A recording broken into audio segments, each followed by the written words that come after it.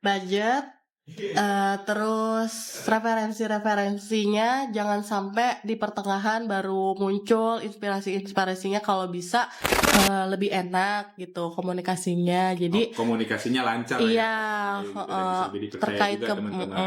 terkait kebutuhan pun bisa komunikasi.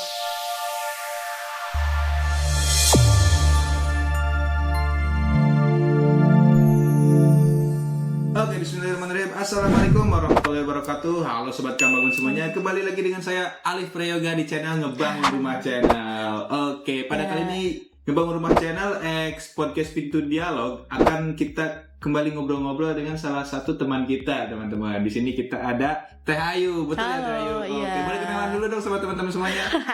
Halo, saya Ayu Lestari, saya dari Departemen Keuangan. Oke, nah Teh Ayu ini adalah salah satu bendahara yang megang uang di perusahaan ini ya Teh Ayu ya. Bedanya sama estimator itu apa sih Teh Ayu kalau di bidang Teh Ayu ini?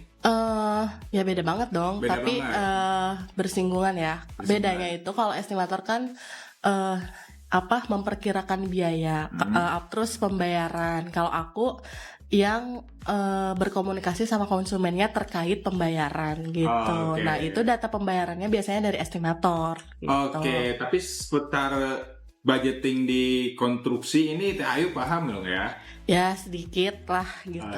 Sebelum lanjut kita mau nanya-nanya dulu background, boleh gak nih gitu? Boleh. Boleh ya. Teh Ayu ini sebelum masuk ke sini backgroundnya apa sih? Emang di keuangan atau di mana nih? Sebenarnya enggak. Sebenarnya enggak.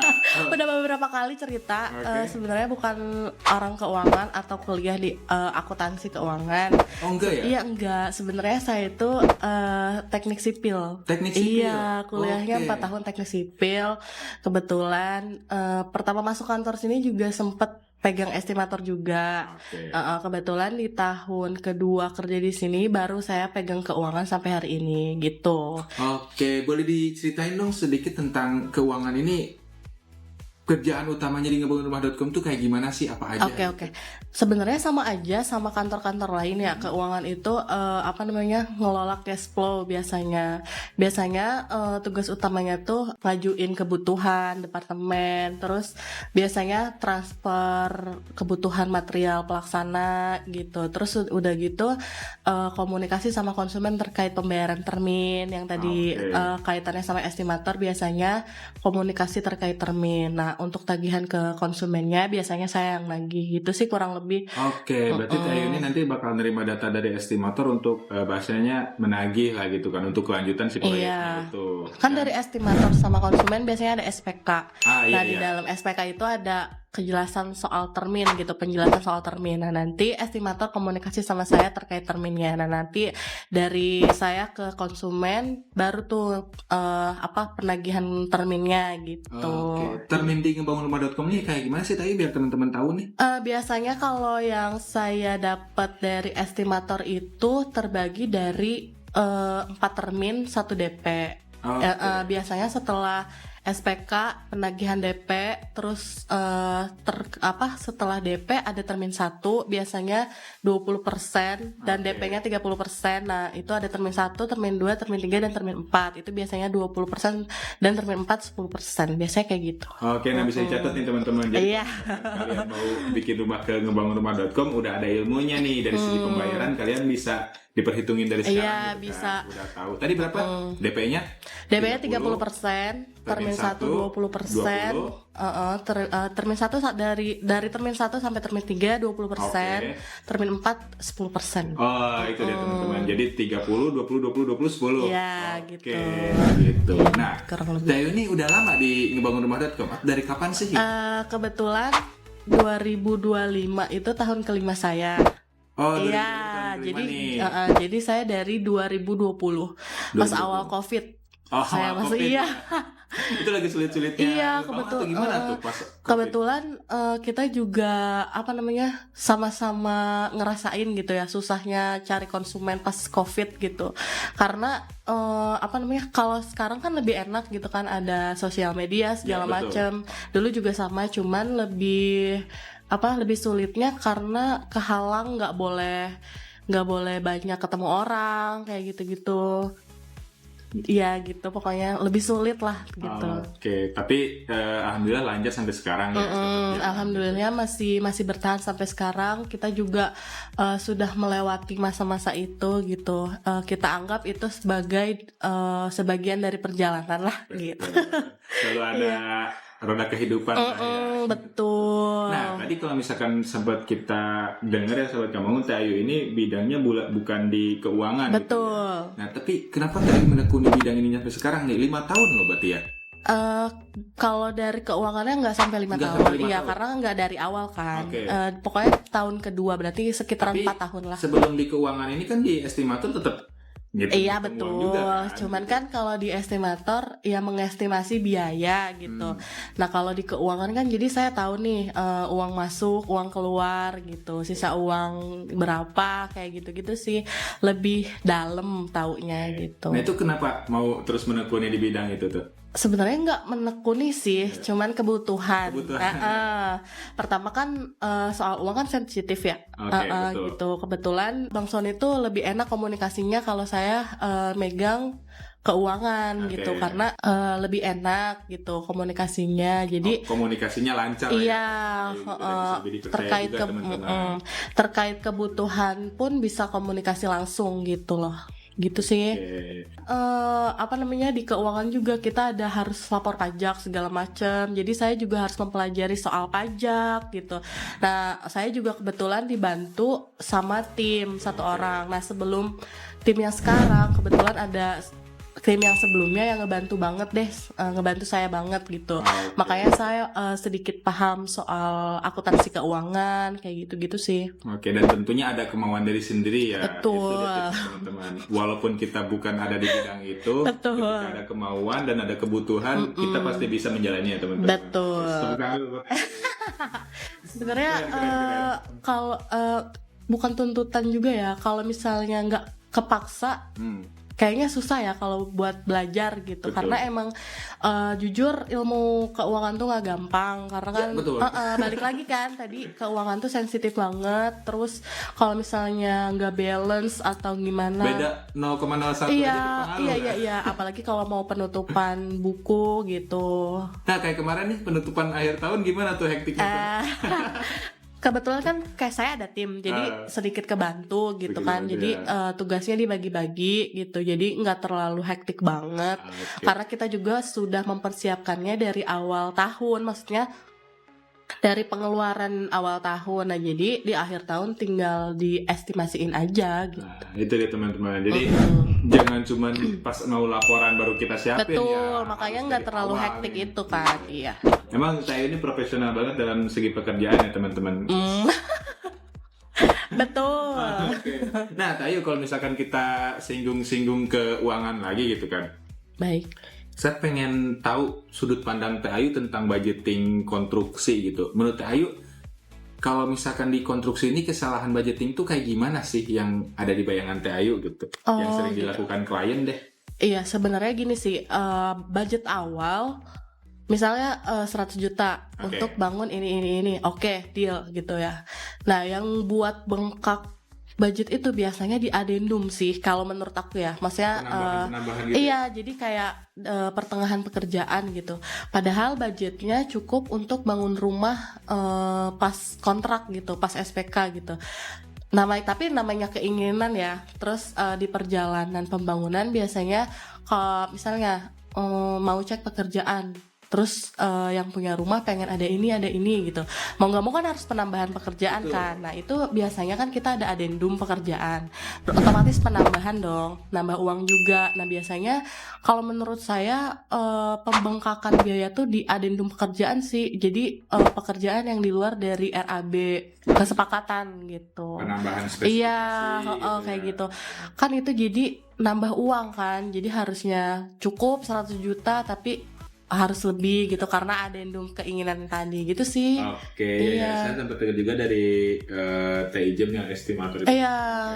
Di pertengahan memang pasti ada tambahan gitu kan, kayak mungkin entah dari keramik biasa jadi granit. Nah, itu terus ganti spek atau apa namanya, yang tadinya bentuknya kayak gini pengennya kayak gini. Iya, asal jangan struktur, ingat. Iya, kebetulan biasanya yang apa namanya, yang banyak perubahan tuh di sanitary ya, maksudnya di kamar mandi kayak gitu-gitu, kayak speknya gitu. Berarti kalau saran dari Teh Ayu ini lebih baik bener-bener dimatengin di awal ya. Tapi kan sebagian besar konsumen kita banyak sih yang kayak gitu. Jarang banget yang benar-benar ngacu ke budget awal. Iya. Pasti dia Karena ada inspirasi. Iya. Apalagi perempuan kan. Kalau perempuan kan biasanya kayak sekarang kan ada TikTok, ada Instagram, makin banyak dong referensinya gitu. Nah, kebanyakan tuh biasanya ibu-ibunya nih, mungkin bapak-bapak lebih ke fungsional ya. Kalau perempuan kan biasanya estetika, Estetikanya. fungsional nanti dulu Iya. gitu. Nah, biasanya bapak-bapak tuh maunya Yang penting bisa iya, kepake, speknya nggak apa-apa standar tapi fungsional gitu loh. Oke. Iya, biasanya dari si ibu-ibunya sih. Ibu-ibu ini Iya. ya gitu. Iya. Tapi selagi memang mereka tidak keberatan dalam segi penambahan harga itu, karena memang untuk mereka sendiri. Iya, betul karena kan spesifikasi berapa juga. karena kan pembangunan rumah untuk jangka panjang. Betul, jadi mungkin kenyamanan rumah yang punya gitu ya dari konsumen itu sendiri. Ya namanya rumah kan untuk seumur hidup gitu ya. Mereka bangun ngumpulin uangnya juga untuk kedepannya lah, buat keluarganya juga gitu. Oke, Teh. Nah, itu dari segi pembahasan tadi, menurut Teh Ayu tuh apa sih tipsnya nih, gitu kan? Kalau tadi kan kayak kesalahan yang sering dilakukan oleh konsumen, gitu kan? Nah, tipsnya tuh menurut Teh Ayu gimana? Soalnya selalu pasti ada inspirasi baru di pertengahan nih buat nambah adendum segala macam gitu. Oke, sebenarnya beda-beda ya, beda-beda orang kan ya. Oke, Ini sudut pandang dari Teh saya Ayu aja deh. ya. Iya. Pertama Sudut pandang iya. yang sering megang uang. Ayo teman-teman. Pertama siapin inspirasinya sebelum menghubungi kita gitu. Oke, sebanyak mungkin. Sebanyak mungkin kumpulin referensi segala macam, spek yang bagus, yang estetikanya bagus, estetik segala macam. Itu siapin, benar-benar harus disiapin. Terus budgetnya harus disesuaikan dengan keinginan. Itu sih yang penting ya, budget gitu, biar nggak ada adendum jadi keluar dari budget kesepakatan. Nah, setelah itu baru deh hubungi kita gitu. Tapi kalau misalnya emang nggak keberatan soal adendum sih oke aja ya, karena kan finansial orang kan beda-beda ya, maksudnya biar mempermudah, meringankan kita gitu, mending siapin dulu budgetnya sesuai dengan keinginan, referensinya sebanyak mungkin kumpulin dulu baru gitu. Menurut Tayu, kejujuran dalam segi budgeting ini seberapa penting sih Tayu? Kayak misalkan contoh saya konsumen nih gitu. Saya punya uang berapanya itu seberapa penting sih buat jujur ke Tayu, ke pihak kontraktornya gitu. Oke. Sebenarnya berapa uang yang konsumen punya gitu ya. Iya, karena kalau menurut saya sih penting banget. Bukan kita kepo soal keuangan konsumen ya, bukan. Biasanya kan ada juga konsumen yang nanya, kan bisa diestimasiin dulu gitu, gini gitu. Tapi penting banget untuk kita tahu budget yang dipunya konsumen, karena itu bisa menentukan pertama spek apa yang bisa kita pakai gitu. Terus desainnya kayak gimana, itu bisa menentukan berapa budgetnya gitu. Jadi kenapa dibilang penting banget, karena kita bisa mengestimasi ini. Kalau misalnya budgetnya tahu berapa, jadi kita bisa ngasih desain sesuai dengan konsumen pengen tanpa mengurangi inspirasi beliau gitu. Kalau nggak referensi beliau gitu, atau desainnya misalnya beliau maunya yang high gitu, kita bisa meminimalisir dari budget yang beliau punya gitu sih ya, menurut saya. Jadi ketika klien punya keinginan yang misalkan itu membutuhkan harga yang besar, tapi kita tahu nih resort yang dia punya tuh ada di sekian setengahnya. Betul. Nah, dari segi desain bisa kita usahakan supaya mimpinya tetap terwujud gitu. Iya, jadi rumah impiannya bisa tetap kita wujudkan dengan budget yang dipunya gitu sih pentingnya. Keren. Oke. Saya punya dream house gak? Punya kebetulan. Boleh digambarin sedikit gak di dream house itu kayak gitu? Yang penting nggak terlalu luas, karena ya Kenapa tuh? karena pengennya tuh kayak jadi tempat kumpul keluarga aja gitu. Jadi pengennya tuh Oke, menarik. nggak terlalu luas, yang penting yang kita butuhin ada.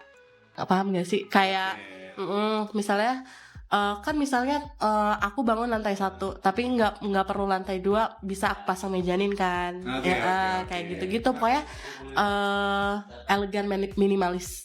Oke, berarti esensi rumahnya menurut Teh Ayu ini rumah yang bisa benar-benar buat kumpul gitu Nice. ya. Kehangatan Betul, keluarganya betul. lebih dapat lagi. Iya gitu. Oke, kalau dari model rumah Teh Ayu suka model rumah apa nih? Apa ya?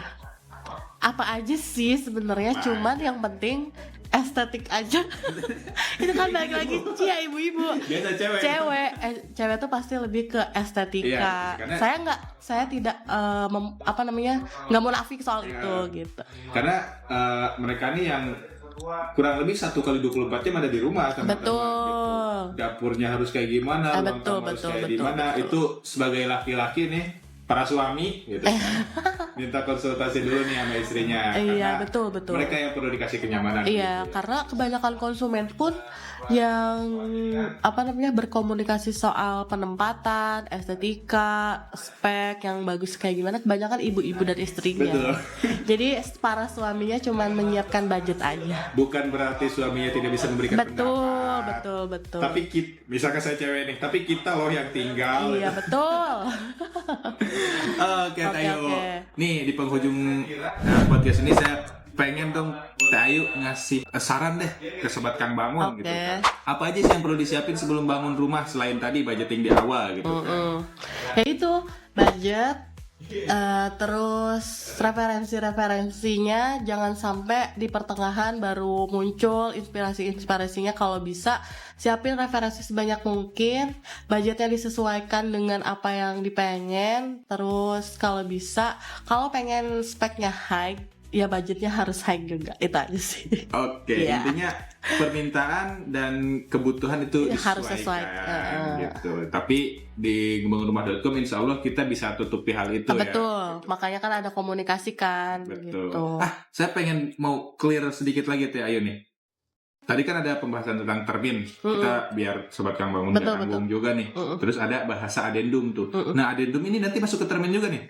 Enggak, biasanya addendum itu punya invoice sendiri. Oke. Jadi di luar termin. Biasanya kalau misalnya hari ini konsumen mau ada addendum ini, penambahan ini, ditagih hari itu juga biasanya. Oke, berarti kayak misalkan hari ini pemasangan keramik, terus saya pengen ganti ke granit, hari itu di Iya, kita juga. biasanya Oke. balik lagi saya komunikasi dengan estimator, nanti estimator komunikasi sama saya, misalnya Teh Ayu ini konsumen ini gitu, ada addendum penambahannya segini. Nah, berarti kan saya harus buatkan invoice addendumnya, yaitu di luar termin. Addendum itu di luar termin. Jadi termin itu DP dan termin itu pembayaran dari kontrak awal SPK aja.